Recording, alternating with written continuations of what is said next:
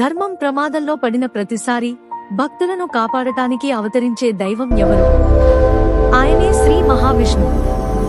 భూమిపై అధర్మం పెరిగినప్పుడల్లా ధర్మాన్ని రక్షించడానికి మహావిష్ణువు వివిధ అవతారాలలో అవతరించాడు.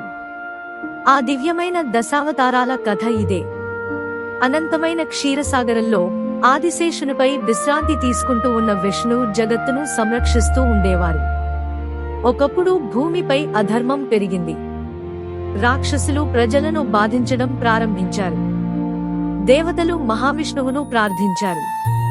అప్పుడు మహావిష్ణువు ఇలా అన్నారు: ధర్మ సంరక్షణ కోసం నేను యుగయుగాలలో అవతరిస్తాను. 1.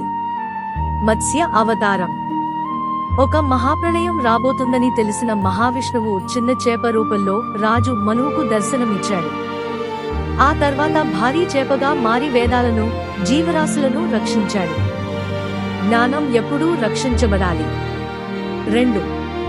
కూర్మ అవతారం. దేవతలు, అసురులు అమృతం కోసం క్షీరసాగరాన్ని మథించారు. మందర పర్వతం మునిగిపోతుండగా మహావిష్ణువు తాబేలు రూపంలో పర్వతాన్ని తన వీపుపై మోశాడు. సహనం విజయానికి పునాది. 3. వరాహ అవతారం. హిరణ్యాక్షుడు భూమిని సముద్రంలో దాచాడు.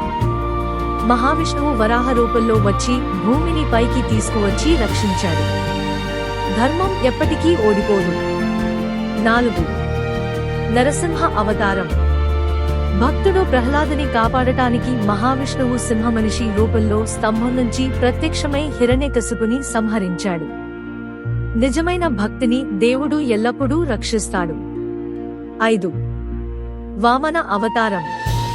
మహాబలి చక్రవర్తి గర్వాన్ని తగ్గించడానికి చిన్న బ్రాహ్మణ బాలుడిగా వచ్చి 3 అడుగుల భూమి అడిగాడు. అనంతరం విశ్వరూపం చూపించాడు. వినయం గొప్ప గుణం. 6. పరశురామ అవతారం.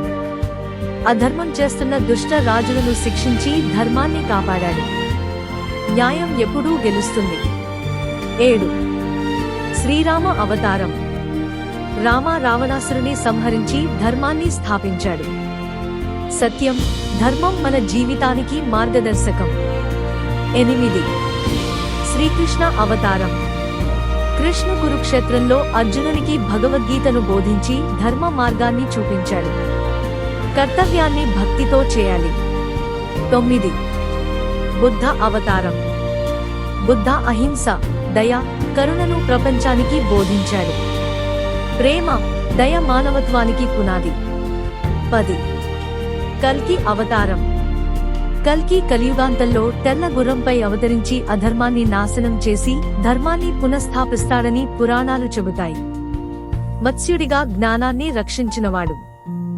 నరసింహుడిగా భక్తుడిని కాపాడినవాడు. రాముడిగా ధర్మాన్ని నిలబెట్టినవాడు.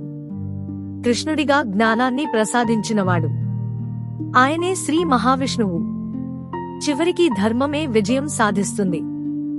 భక్తుల పిలుపు విన్న ప్రతిసారి మహావిష్ణువు వారికి అండగా నిలుస్తారని భక్తుల విశ్వాసం. ఓం నమో నారాయణాయ. ధర్మో రక్షతి రక్షితః. ధర్మాన్ని రక్షించిన వారిని ధర్మమే రక్షిస్తుంది.